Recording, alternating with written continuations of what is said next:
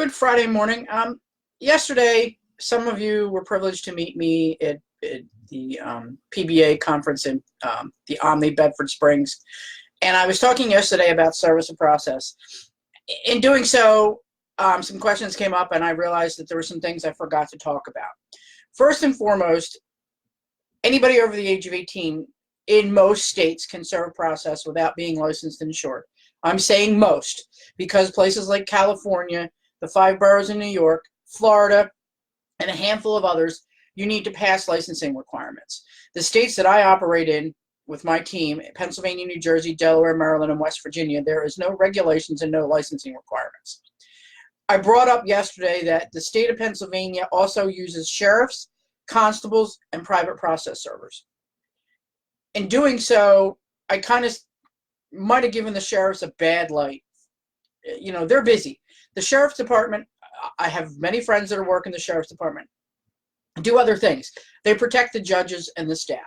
They, protect the courthouse. They do, those sweeps in the middle of the morning, the fugitive warrants, the deadbeat dads and mom things and stuff like that.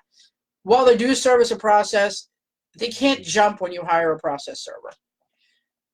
That was kind of the point I was getting at. And most people would rather have, if you ask, would rather have a private processor do their process serving. I brought up about the state of Pennsylvania also has constables. Constables are employees of the state of Pennsylvania. They are not supposed to, per the law, if you call their main headquarters in Harrisburg, and the people that regulate them, do private process in their constable uniform. While they are more than welcome to do private process, they are not supposed to wear their badge and their uniform. Pennsylvania does not have a badge, a uniform, or whatever. I have ID that my people carry so that they say that because, like I said, we're not regulated. I stress to people, if you're going to use a process server and their state does not require licensing, go to a private investigator. Private investigators by law have to have license, bond, and insurance in almost every state. When I'm talking about this, I'm saying my states. My state's licensing, bonds, and insurance are required.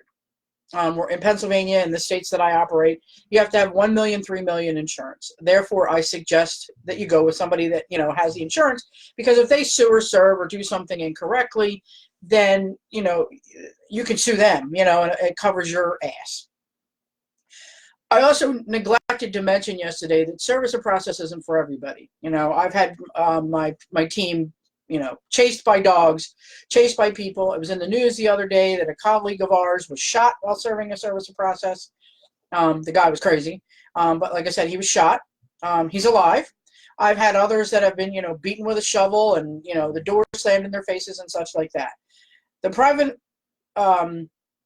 process rule to us is the person has to touch it. In most cases, to take it. If you open the door and you say you're not them, and I know you're them, I can drop it at your feet and you're served. There are some states that if you open the window, you won't open the door, and I see you, I can post it or leave it at your dwelling. When you do service of process, it's a difficult situation. I have to follow the rules where the papers came from first and foremost. Then I kind of have to follow my rules in the states that I'm serving it. For example, there are some states where you can serve process to somebody at the age of 14. Pennsylvania doesn't allow that. You need to be over the age of 18. So even if the other state that sends me the paperwork says over 14, I'm not doing it. The client will get mad at me, but I'm not doing it. I don't necessarily know a 14-year-old that is capable of taking service of process. In the state of Pennsylvania, you cannot post unless you get a judge's court order to do so. So if another state tells me I need to post, I need that in writing before I post. If we do post, we will post and take a photograph. So I'm just trying to say that service of process is a complicated business. There's a lot of paperwork, a lot of forms that have to be filled out. The service of process isn't for just about anybody. In Pennsylvania, you have to go 3 times. In some states, they require 4 attempts. In some states, they require 6 attempts before it's legal process. The state of Florida, for example, might only pay out $15 a paper, to their people. So they want to get it at the first attempt. The rules in the states that I serve, again, Pennsylvania, New Jersey, Delaware, Maryland, West Virginia, require 3 attempts. One attempt should be by 8 a.m. in the morning. I tell my guys and gals by 7:45 in the morning. The second attempt should be between 9 and 5. The third attempt should be after 6. If there's time and it's not a rush situation, one should be on the weekend day. Many states do not allow you to serve on holidays, certain holidays, and many states do not allow you to serve on Sundays. So generally, my people don't serve on Sundays as a rule unless we have information that says so-and-so is going to be at a certain address on a Sunday. My people deserve some time off, a day off. So, generally we don't work on Sundays for service of process. Now we might do surveillance and other things on Sundays. If you have any questions about process serving to do it yourself, I don't recommend it unless, you have an agency backing behind you.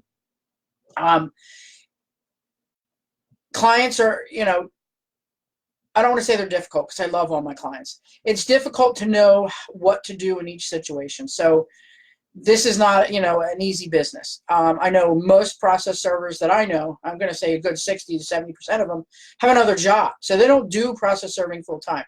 For example, again, we're a private investigation agency, but we also do process serving. So that kind of keeps my people, most of my process servers are part-time. I don't think anybody's worked a 40-hour week serving process in my agency, and I've been doing this a long time.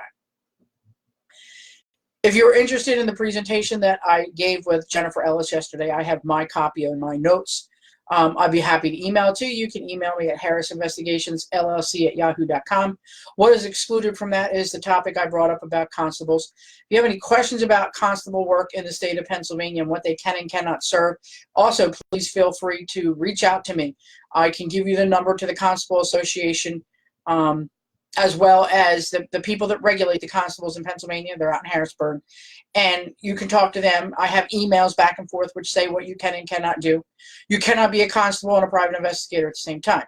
Constables then, therefore, cannot and should not be skip tracing and doing any sort of investigation while at the residence.